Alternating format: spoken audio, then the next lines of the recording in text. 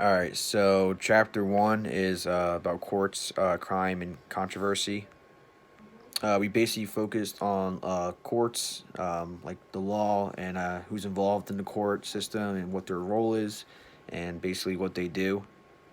We learned about the major courts, and we learned about different trials and some different cases, and about the Supreme Court. That's basically like the highest court that someone can actually get to, and it's a big thing if you can get to the Supreme Court. They choose basically the cases for the Supreme Court, and there's like a certain amount of cases that are picked each year, and basically, they pick like I think the most important cases for the Supreme Court, and based on the courses they do pick, they're really, really important. So they have like a big impact on society and everybody. So it's a big thing if someone can get to the Supreme Court.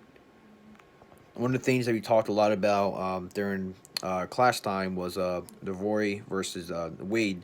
So it was a Texas law that prohibited abortion except to save a woman's life. So the court was careful to balance the right of woman keeping seeking an abortion with the state's interest in protecting the maternal health and the potential life of the fetus. So we just basically he asked and talked about if what our opinions are on that, and I think most of us said that it's a woman's body. They should be their choice. But you're looking at the aspect of you're killing innocent life. So it's just a big debate. So I mean, like everyone has their purpose in the court, trying to defend something or trying to prove some kind of point, and that's when it becomes like an argument in a court. So they're trying to argue their point in the court.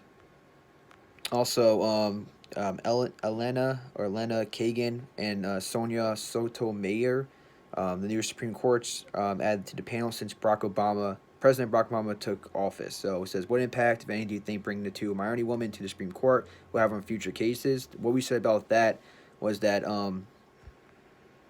having people with different minorities gives us a different way so we can see everyone's different opinion. Because if there's all white men I'm saying on the Supreme Court or just as a judge, then their perspective might be a lot different. You know what I mean? Like the way they grew up. It doesn't. I think race is a big factor, but I think it also depends on where you growing up, how you growing up, what you experience, and that can default and your decision making process. So if you have all white men, they all might agree and grew up the same way. I mean, they obviously could have grown up differently, but if you have minorities, then they grew up differently, they experienced different things, and they can have different opinions. So I think given that whole, and it makes I think that makes the case more fair. If you have a bunch of different people who experience different things, they can see every perspective and they can make a more fair and better decision.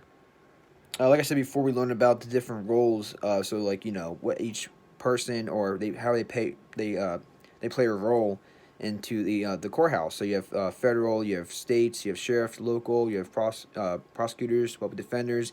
Everyone plays their role. Judges, law clerks, private defense attorneys, bailiffs, court administrators. Everyone plays their role in the court system. So it's everyone has their different roles to play. We also learn about the typical felony prosecution, basically, crime, arrest, bail, grand jury, trial.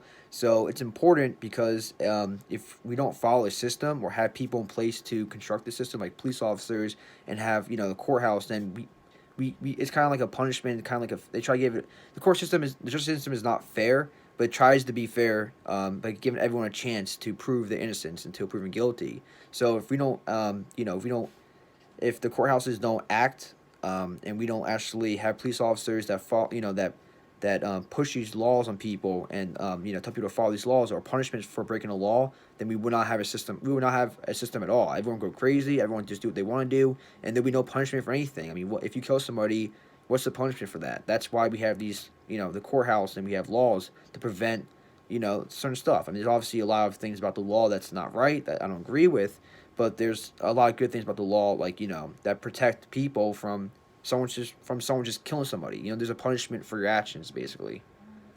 I don't really have too much personal experiences with this, but I did watch a show called How to Get Away with Murder, and it's a really good show, especially for like courts. They go to court a lot, and I actually learn a lot from from lawyers' perspectives, prosecutors, and that's just my I don't have any really personal experience with it, but that's just a great show I watch, and you can learn a lot with the court system by that show. So that's really it.